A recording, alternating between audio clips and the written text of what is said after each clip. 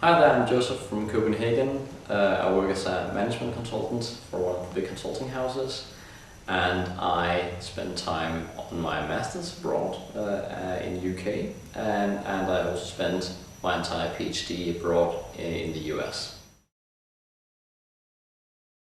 So I work as a management consultant for one of the big consulting houses, and what I typically work mostly in is corporate strategy within the pharmaceutical industry.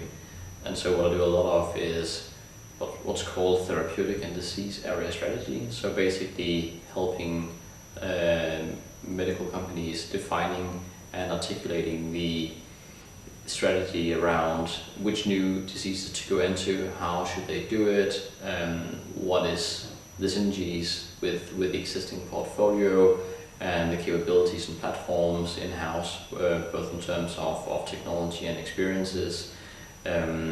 What is the 15-year plan to get products on the market in this new disease area? How should they build capabilities? Should they build them organically? Should they acquire them?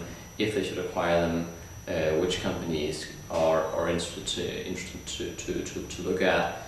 And also run the entire competitive analysis around these new disease areas. What's coming from other companies?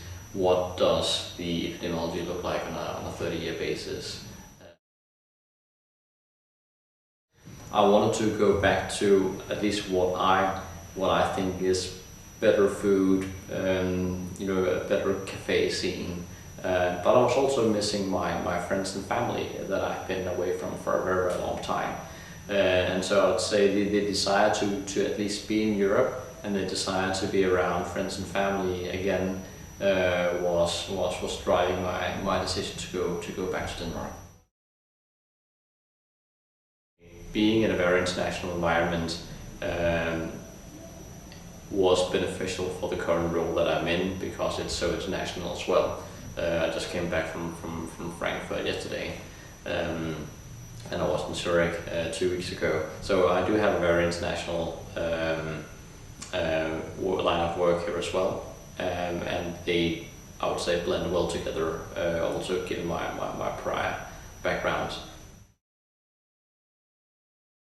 It's hard to predict where I'll be in 5 years from now, but I'll certainly still remain in the field of medicine and drug development, and still, I would say, honor my PhD background and try and work with coming up with solutions and drugs to muscle diseases, whether in this current role or outside.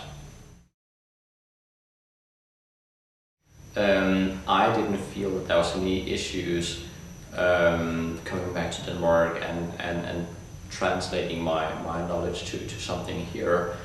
Certainly, if you as a PhD venture directly from your PhD abroad to industry in Denmark, especially in the medical field, it's only going to be a benefit. I think having that external expertise is highly appreciated.